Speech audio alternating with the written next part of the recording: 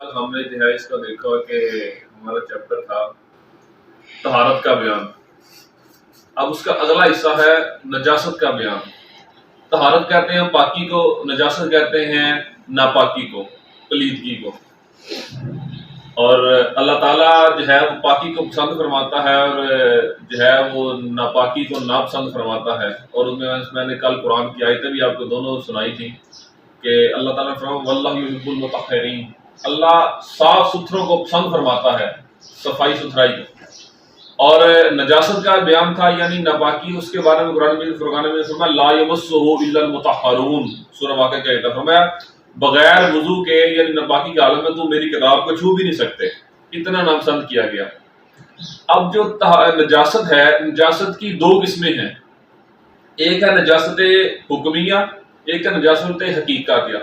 نجاست حقیقہ جو ہے وہ یہ ہے کہ ظاہراً طور پہ آپ کے جسم پہ، بدن پہ کوئی چیز لگ جاتی ہے تو نظر آتی ہے سامنے، کپڑے پہ پیشاب لگ گیا، پخانہ لگ گیا، کوئی بھی چیز لگ گئی، ظاہراً گندگی لگ گئی، وہ نجاست حقیقہ ہے. اور نجاست حکمیہ یہ ہے کہ جو شریعت نے حکم کے مطابق آپ کو ناپاک کر دیا، یعنی آپ کا وضو ٹوٹ گیا، ہوا خارج ہو گئی، آپ ظاہراً طور پہ کوئی چیز نظر نہیں آ رہی، لیکن شریعت کا حکم تھا کہ آپ کا وضو ٹوٹ گیا، ناپاک ہو گئے. آپ کے اوپر غسل فرض ہو گیا کسی بھی صورت کے اندر، چاہے طلاق ہو گیا، کوئی بھی ہے معاملہ. اب آپ جو ہے وہ جنبی ہو گئے، آپ کے اوپر غسل لازم ہے، یعنی آپ ناپاک ہیں.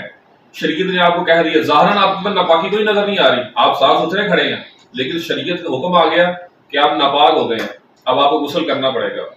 یہ نجاست حکمیہ ہے. اور جو ظاہراً نظر آئے وہ نجاست حقیقہ ہے. اب اس کی آگے نجاست حقیقہ جو ہے اس کی دو قسمیں ہیں، نجاست غلیظہ اور نجاست خفیفہ. نجاست حقیقہ جو ہے اس کی جو آگے نجاست غلیظہ قسم ہے، اس میں یہ ہے کہ آپ کے کسی جسم یا کسی حصے پہ جو ہے وہ نجاست لگ گئی. یہ مسائل اصلی بتا رہا ہوں آپ کو آنے چاہیے، آپ کو زندگی میں کام آئیں گے. اگر بندہ یہ فروج و فقہ کے مسائل ہیں، اگر یہ آئیں گے تو آپ پاک ہو سکیں گے. اگر آپ پاک ہوں گے تو آپ نماز پڑھ سکیں گے، نماز پڑھ سکیں گے یعنی آپ اللہ کی عبادت کر سکتے ہیں. ورنہ ساری زندگی بندہ ناپاکی میں حالت میں گزار کے نہ کوئی عبادت قبول نہ کوئی نماز قبول، اور سیدھا بندہ جو ہے وہ جہنم میں جانے والی بات ہے. تو اپنے آپ کو تھوڑا سا دیکھیں اور مسئلے آنے چاہیے آپ کو. تو جو نجاست حقیقہ کی جو نجاست غلیظہ کی قسم ہے، اس میں آپ کے جسم پہ جو نجاست لگ گئی وہ درم کی مقدار سے زیادہ ہے اگر، تو آپ کو اس کا دھونا لازم ہے. درم کی مقدار کیا ہوتی ہے؟ ہتھیلی سیدھی کی آپ نے، اس کے اوپر پانی ڈالیں، جتنی جگہ پہ پانی کھڑا ہو گیا وہ ایک درم کی مقدار بنتی ہے. اگر آپ دیکھتے ہیں کہ میرے کپڑے جسم کے اوپر یا جو ہے نا وہ لباس کے اوپر ایک درم کی مقدار سے زیادہ نجاست ہے، یا وزن کے اعتبار 4.5 مشط سے زیادہ اس کا وزن ہے، جو چیز لگی ہے، تو آپ لازمی اس کو جو ہے آپ کا دھونا فرض ہے.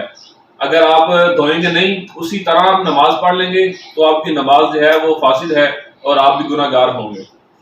نجاست کو دھونا لازم ہے. اور اگر اس سے کم ہے تو آپ کی جو ہے نماز ہو جائے گی. اگر درم کی مقدار سے کم کو تھوڑی بہت لگ گئی ہے تو اچھی بات ہے، بہتر تو یہ کہ اسے بھی صاف کر لیا جائے، لیکن اگر آپ نے اسی طرح نماز پڑھ لی تو آپ کی نماز ہو جائے گی. اب نجاست خفیفہ جو ہے اس میں یہ ہے کہ جسم میں کسی ایک حصے میں کوئی چیز ایسی لگی کہ اس کا مثال آستین ہے، اس آستین کے اوپر نجاست خفیفہ لگی، وہ چوتھائی حصے سے کم ہے تو نماز ہو جائے گی، چوتھائی حصے سے زیادہ ہے تو نماز نہیں ہوگی.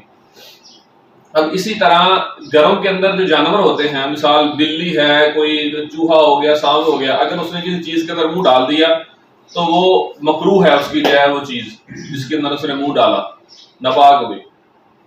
کتے کا جو لعاب ہے ناپاک ہے، کتے کا لعاب اگر کسی چیز کو لگ گیا وہ چیز ناپاک ہو گئی. ہاں کتا اگر آپ کے جسم کے ساتھ چھو کے گزرا، آپ کے بدن یا کپڑے کے ساتھ وہ لگ کے گزر گیا تو آپ جو ہے وہ کپڑے آپ کے صاف ہیں، کوئی مسئلہ نہیں ہے. لیکن اگر کتے کے ساتھ نجاست لگی ہوئی تھی اس کے جسم کے ساتھ، جیسے ہی وہ آپ کے جسم کے ساتھ ٹچ ہوا، آپ کے جس کپڑوں کو بھی نجاست لگ گئی، آپ کے کپڑے ناپاک ہو گئے.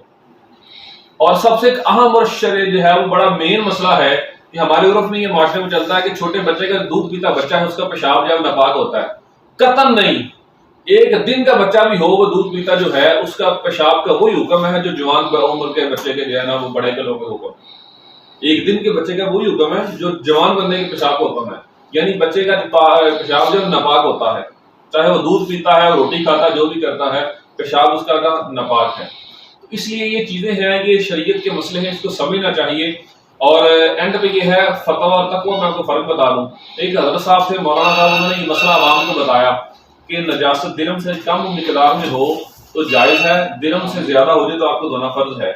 تو علامہ صاحب کے حلقہ سے کچھ چھینٹا پڑ گیا تو تھوڑا سا پیشاب کا جس طرح، تو وہ جو ہے نا وضو خانے میں دھو رہے تھے.